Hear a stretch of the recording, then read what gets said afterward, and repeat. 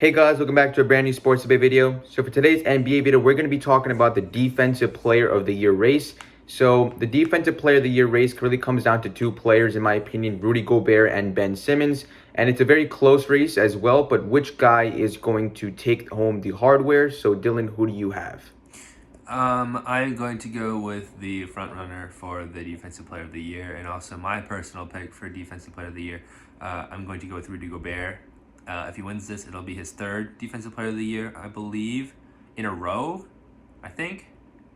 Well, anyways, Rudy Gobert has a reputation, and it's well deserved, of being the best rim and paint protector in recent NBA history, going back to the Ben Wallace days. And Rudy Gobert really is not an on-ball defender. I know you see a lot of these YouTube clips of guards like cooking up Rudy Gobert in the perimeter, or like people dunking on Rudy Gobert. All of that does not have anything to do with him being a bad defender. In fact, that's not his game at all. Rudy Gobert's defensive value does not come from locking your best player down. Like, for example, he cannot guard a Joel Embiid or a Nikola Jokic down in the paint. He just can't. He doesn't have the lateral quickness for him to do that. But his real defensive value comes from just protecting the paint from anybody that wants to come in there. And this really is proven by a lot of key metrics. Like, he is the league leader in blocks by a significant margin. He's actually, I think, averaging 2.7 blocks per game. He has the most rebounds, and I think defensive rebounds as well. And Rudy Gobert is leading the league in defensive rating, with 100.7, which is more than 5 points below the next guy up, which is Ben Simmons, who's the other favorite for Defensive Player of the Year. And I know that Rudy Gobert is not the best on-ball defender, but being off-ball and protecting the paint is something that I believe is actually a more valuable aspect of defense. Like, a lot of people, when you think of lockdown defenders, they think of like Scottie Pippen locking down somebody for a whole game, like locking down their best player. But I think that off-ball defense is actually more important, and blocking the paint, which is an area that is the most efficient place on the basketball court, is single-handedly the most important aspect of basketball, and he does it really well. I mean, entire teams are afraid of going into the paint when Rudy Gobert is in there. You can see it. Harden refuses to drive in there when he's in the paint.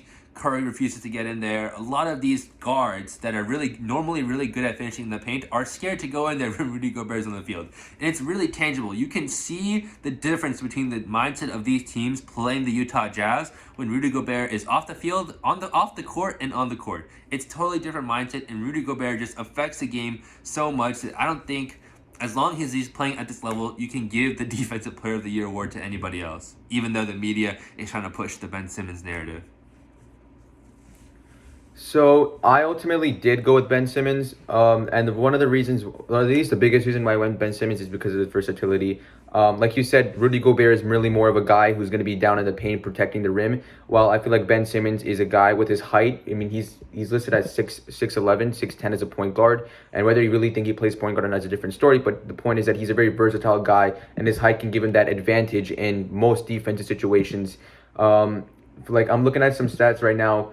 Like, to prove the versatility point, like 41% of Ben Simmons' defensive assignments are at the 3-point line, and 58% or 59% rather are within the arc, while Rudy Gobert is really most 80% inside the arc. So that just proves the versatility, how Ben Simmons can really guard the perimeter or the paint, and really guard any other team's best player. Like when they're playing the Brooklyn Nets, he was guarding Kyrie Irving, for example, because Kevin Durant was not on the court.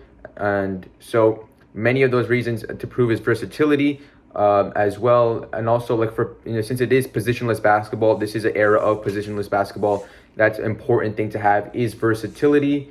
And if we take a look at some more stats, when Ben Simmons is guarding the perimeter, opponents are just shooting 35% against him. And he's really good with steals. He can also block when you need him to block. Obviously, he's not going to block as much as Rudy Gobert, since he is a rim protector, Rudy, but he will get you some blocks when you need him to. As Dylan mentioned, Rudy Gobert is first in defensive rating, but Ben Simmons is second. And the Philadelphia 76ers are one of the best defensive teams in the whole entire league. I believe they're up there in defensive ratings and just overall steals and blocks that they have. And part of that, or a major part of major reason, is because of Ben Simmons.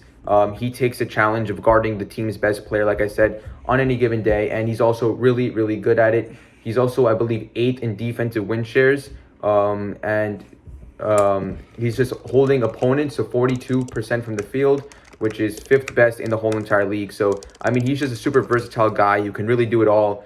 And I just feel like without him, Philadelphia 76ers may not be the #1 seed, and they may not have one of the better defenses in the entire league. I know that you said that Ben Simmons is 6th in defensive win shares,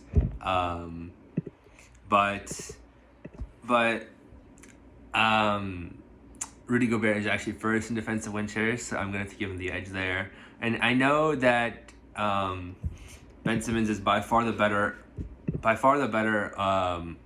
on-ball defender than Rudy Gobert, but like I said, I think off-ball defense is way more important because it affects way more